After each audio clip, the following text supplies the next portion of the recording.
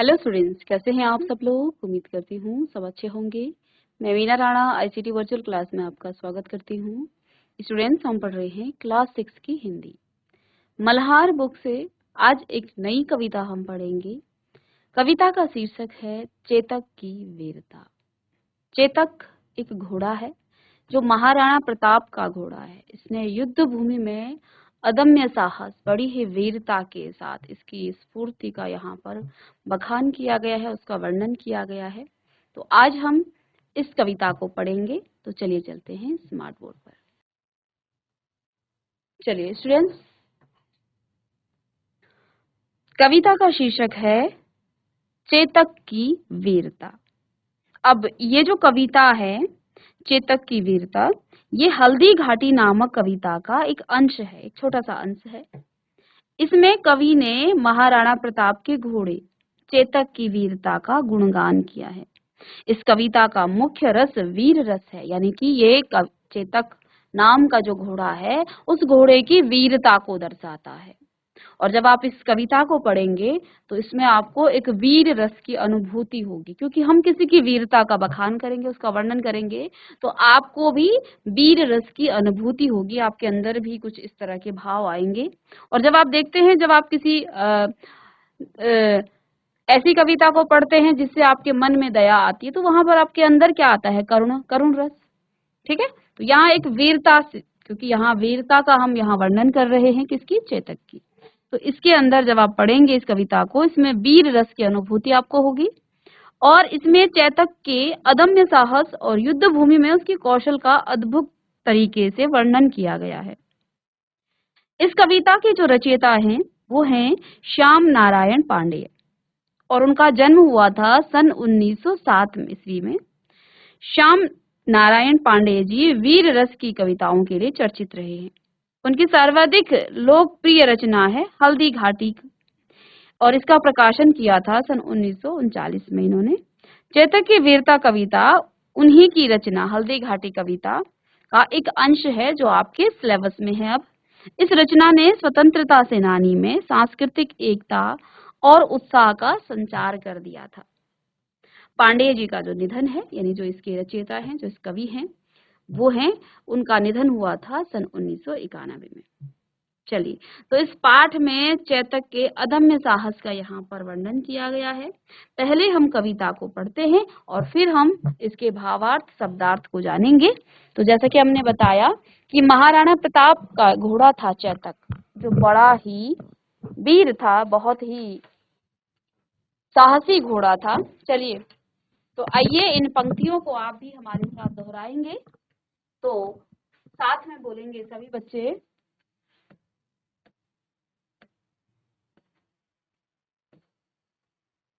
तो रण बीच चौकड़ी भर भर कर चेतक बन गया निराला था, राणा प्रताप के घोड़े से पड़ गया हवा को पाला था।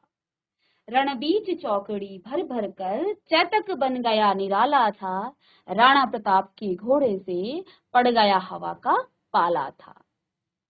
गिरता न कभी चेतक तन पर, गिरता न कभी चेतक तन पर, राणा प्रताप को का कौड़ा था, वह दौड़ रहा अरि मस्तक पर, या आसमान पर घोड़ा था।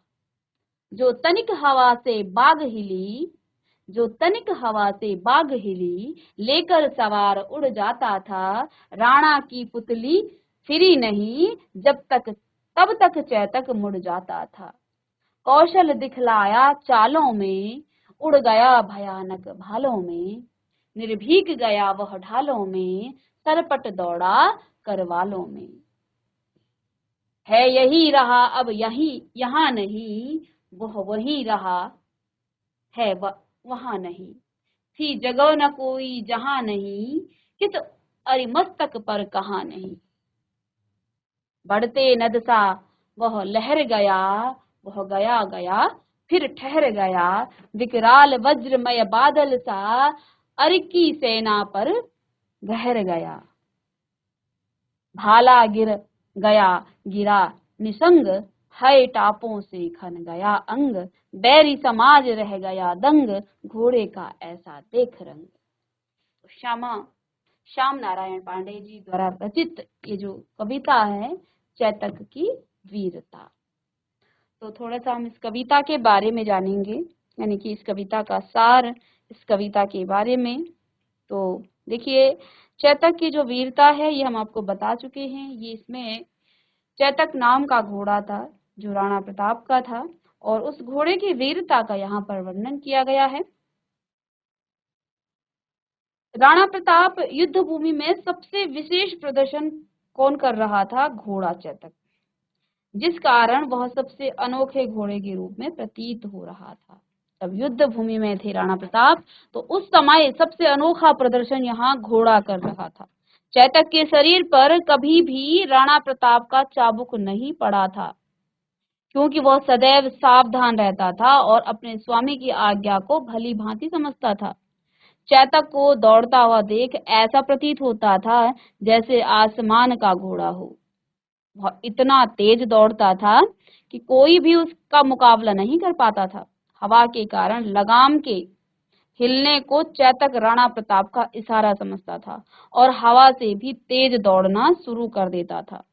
चैतक इतना समझदार था कि राणा प्रताप की आंखों की पुतली के घूमने को उसका इशारा समझकर मुड़ जाता था। राणा प्रताप का घोड़ा चैतक युद्ध भूमि में भयानक भालों के बीच से भी मानो उड़कर निकल जाता था। इतना जो है उसकी वीर वो घोड़ा था।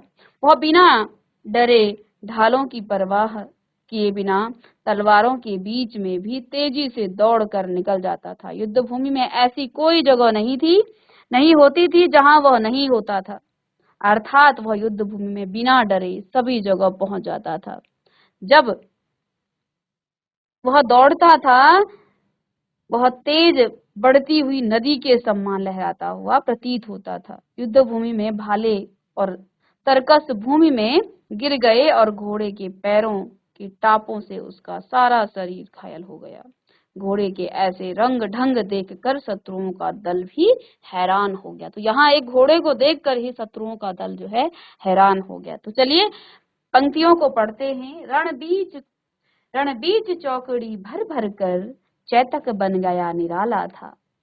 रण बीच चौकड़ी भर भर कर चैतक बन गया निराला था। राणा प्रताप के घोड़े से पड़ गया हवा का पाला था। राणा प्रताप के घोड़े से पड़ गया हवा का पाला था। गिरता न कभी चेतक तन पर, गिरता न कभी चेतक तन पर, राणा प्रताप का कौड़ा था, वह दौड़ रहा अरे मस्तक पर, या आसमान पर घोड़ा था। अब यहाँ कुछ अर्थ आप लिखेंगे और फिर हम आगे इसके। चलिए, यहाँ एक शब्द आया है रण। रण कहा जाता है युद्ध को,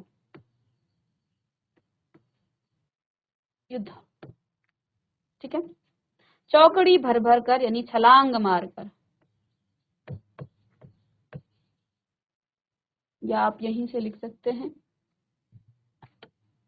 हम यहाँ से एरो कर देते हैं और आप इधर से लिख लीजिएगा। चौकड़ी भर भर कर, इसका अर्थ यहाँ लिखते हैं छलांग लगाकर।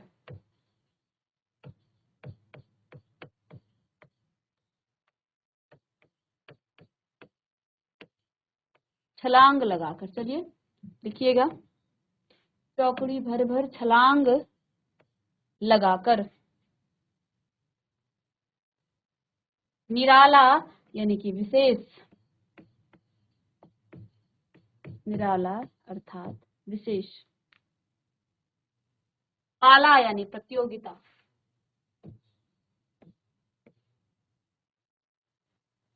पाला प्रतियोगिता,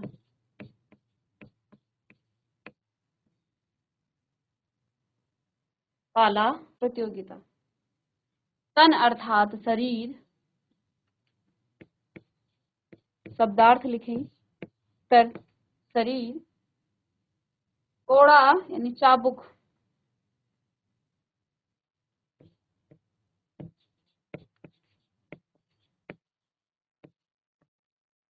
चाबुक। अरि अर्थात शत्रु,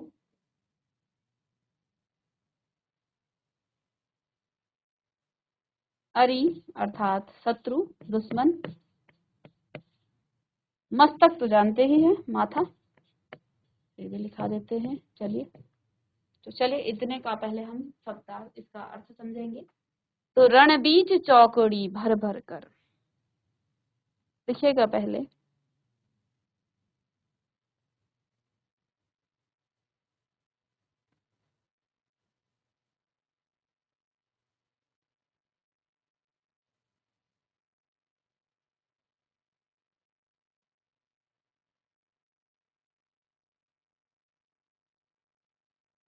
तो यहाँ कवि कहता है रणबीच चौकड़ी भर भर कर चैतक बन गया निराला था, यानी कि युद्ध भूमि में बीच में छलांगे लगा लगा कर चैतक बन गया निराला था। जिस प्रकार से चैतक की जो विशेषता है, चैतक की जो वीरता है, क्योंकि डर जाता है ना, कोई पशु भी है, देखिए पशु को भी पता होता है कि यहाँ हथियार चल रहे हैं, यहाँ से आप उसको डराएंगे, किसी डंडे से ही आप डराएंगे तो वो डर जाएगा, वो भाग जाएगा। ठीक है, तो युद्ध भूमि में जो हाथी घोड़े होते हैं उनको पता होता है कि आगे तलवारें चल रही हैं, आगे अस्त्र शस्त्र चल रहे हैं, तो वो भी डर करके पीछे हो जाते हैं। लेकिन राणा प्रताप का ये जो घोड़ा था, ये बड़ा ही वीर घोड़ा था। रणबीच चौकड़ी भर भर कर, वो उस युद्ध भूमि के बीच में जा जाकर छलांगे मार मार कर बिना डरे उस युद्ध भूमि के बीच में जा जा करके चैतक बन गया निराला था। चैतक वहां जो है विशेष बन गया था। शत्रुओं की नजर अब चैतक पर थी कि जिसका घोड़ा इतना तेज है तो उससे युद्ध जीतना तो हमारे बस की है ही नहीं। राणा प्रताप के घोड़े से पड़ गया हवा का पाला था, यानी कि अब हवा की प्रतियोगिता हो रही थी राणा प्रताप के चैतक घोड़े से। तो यहाँ कवि ने चैतक की वीरता का वर्णन किया है कि चैतक इतना वीर था कि रणभूमि के बीच में जाकर के वो छलांगे लगाता था, चैतक बन गया निराला था, और इसीलिए इसी गुण के कारण वो वहां पर निराला विशेष बन गया था। राणा प्रताप के घोड़े से ऐसा प्रतीत हो रहा था, उसकी ऐसी छलांगे लग रही थी मानो राणा प्रताप के घोड़े से हवा का पाला पड़ गया हो, यानी हवा और राणा प्रताप के घोड़े चैतक की प्रतियोगिता हो रही हो। ऐसा कुछ जो है वहां उस युद्ध भूमि में प्रतीत हो रहा था। ठीक है, तो यानी कि कहने का तात्पर्य ये है कि ये जो चैतक घोड़ा था वो इतनी तेज दौड़ता था जैसे हवा के साथ उसकी प्रतियोगिता हो रही हो, अर्थात वह हवा से भी तेज दौड़ता था, इतना स्फूर्ति, इतनी तेज जो है वो दौड़ता था। आगे कहते हैं गिरता न कभी चेतक तन पर,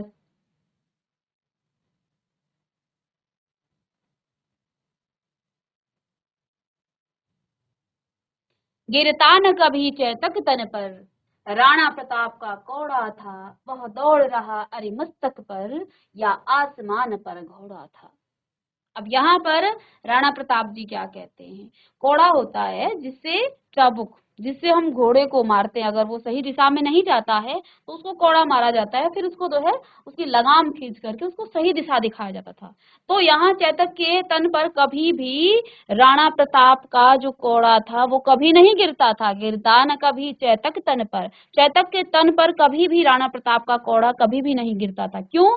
क्योंकि वह दौड़ रहा अरिमस्तक पर, क्योंकि वो तो राणा प्रताप के इशारों पर चलता था। वह दौड़ रहा अरिमस्तक पर या आसमान पर घोड़ा था। अब यहाँ पर क्या कहते हैं, उसके शरीर पर चाबुक मारने की नौबत कभी आती ही नहीं थी। चैतक का को दौड़ता हुआ देख ऐसा प्रतीत होता था जैसे वह शत्रुओं के मस्तक पर दौड़ रहा हो। ठीक है, तो ऐसा महसूस होता था, वह आसमान का घोड़ा प्रतीत हो रहा हो।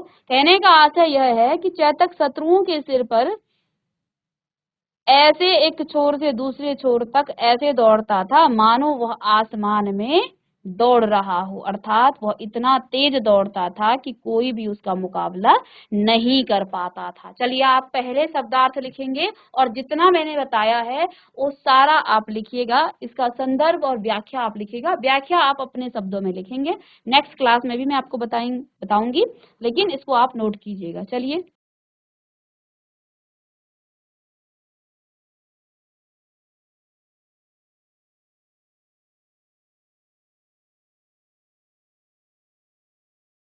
तो बच्चों आज आप इन पंक्तियों के शब्दार्थ लिखें और भावार्थ लिखें, संदर्भ में आप लिखेंगे जैसे कि हमने आपको प्रीवियस जो कविता है उसमें भी बताया। तो इसी तरह से आप लिखेंगे। नेक्स्ट क्लास में हम आगे की पंक्तियों को डिस्कस करेंगे। तो मिलते हैं नेक्स्ट लेक्चर में, तब तक के लिए थैंक यू।